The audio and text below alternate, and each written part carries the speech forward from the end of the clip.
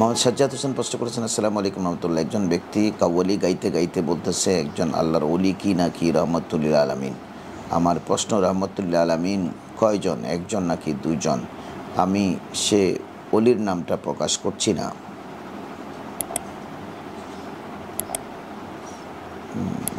কারণ যদি বলি তাহলে ভণ্ড মুরিদ বা এসে কমেন্ট এসে গালাগালি করবে। যারা মোহতারাম সাজ্জাদ হোসেন, আপনাকে সুন্দর একটি প্রশ্ন করবার জন্য ধন্যবাদ। আসলে হয়েছে কি, এমনি রহমতুল্লিল আলমিন কিন্তু শুধুমাত্র রসুল পাক সাল্লাল্লাহু আলাইহি ইসলামার সেই মহান উপাধি।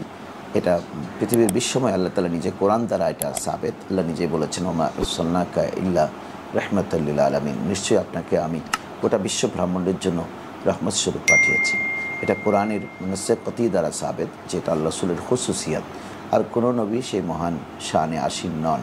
যেখানে কোনো নবী সে মহান শানে আসীন নন, সেখানে কোনো অলির ব্যাপারে সে স্পেশাল তিনি রহমতুল্লাহ আলামিন, সে কথা। এমনি অলিরা কিন্তু আল্লাহ রহমত, কিন্তু এটা আলামিন নয়, এটা এলাকাভিত্তিক। হয়তো তিনি যেই দৌড়ের মধ্যে এসেছেন, ইনি 100 বছর পৃথিবীতে বেঁচে ছিলেন, 100 বছর হয়তো ওই এলাকার জন্য ইনি আল্লাহর দয়া বা রহমত, অলিউর রহমা।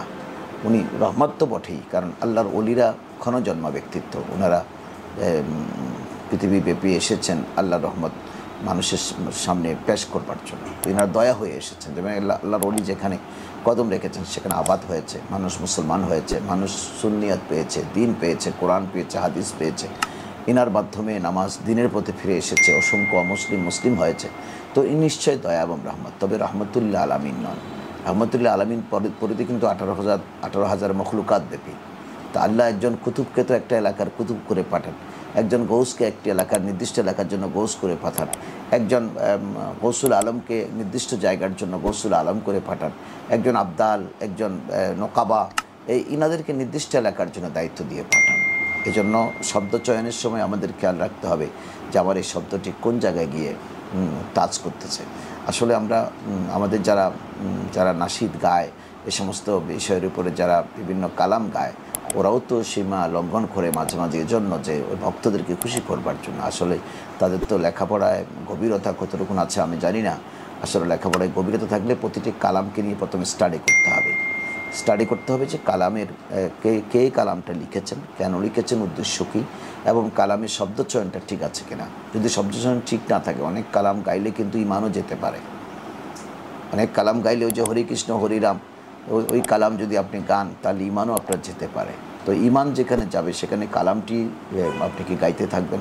কারণ একজন হিন্দু কালাম যিনি লিখেছেন, উনি কিন্তু সেই দৃষ্টিকোণ থেকে লিখেছেন, কারণ ওরা তো মুসলিম নন, ওরা তো পাথর পূজা করে, ওরা মূর্তি পূজা করে, ওরা হরিকৃষ্ণ হরিরামও ওদের প্রভু। সুতরাং সেই দৃষ্টিকোণ থেকে সেই লিখেছেন। এজন্য আমাদের কালাম গাইবার সময় কালামটা প্রথমে স্টাডি করতে হবে। কোনো সন্দেহ হলে কোনো একজন বুজুর্গযোগ্য আলেমকে দেখাতে হবে যে এই কালামটা পরিবেশন করা যাবে কিনা। যদি কালামটা পরিবেশন করা যায়, যদি শব্দের সাথে ইসলামের মূল আকীদার কোনো সংঘর্ষ না হয়, তাহলে কিন্তু আপনি সেটা গাইতে পারেন। আর নাইলে কিন্তু আপনাকে সতর্ক থাকতে হবে এবং সেটা বর্জন করতে হবে।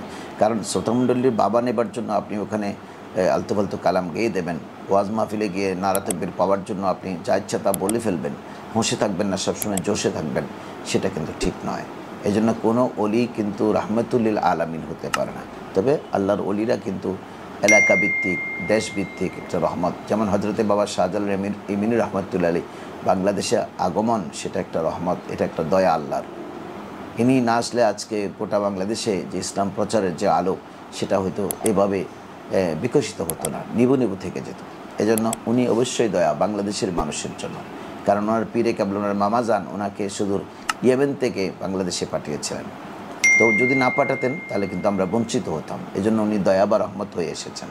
কিন্তু তাই বলে ইনি রহমতুল্লিল আলামিন নয়। রহমতুল্লিল আলামিন সেটা আমার নবী পাক সাহেবুল ওলাদ হুজুর মুহাম্মদ রাসূলুল্লাহ সাল্লাল্লাহু আলাইহি ওয়াসাল্লামের আজিমুশান শান, যেটা আল্লাহ আর কোনো নবীকেও দান করেননি। আশা করি আপনি বিষয়টি বুঝেছেন। আপনাকে ধন্যবাদ।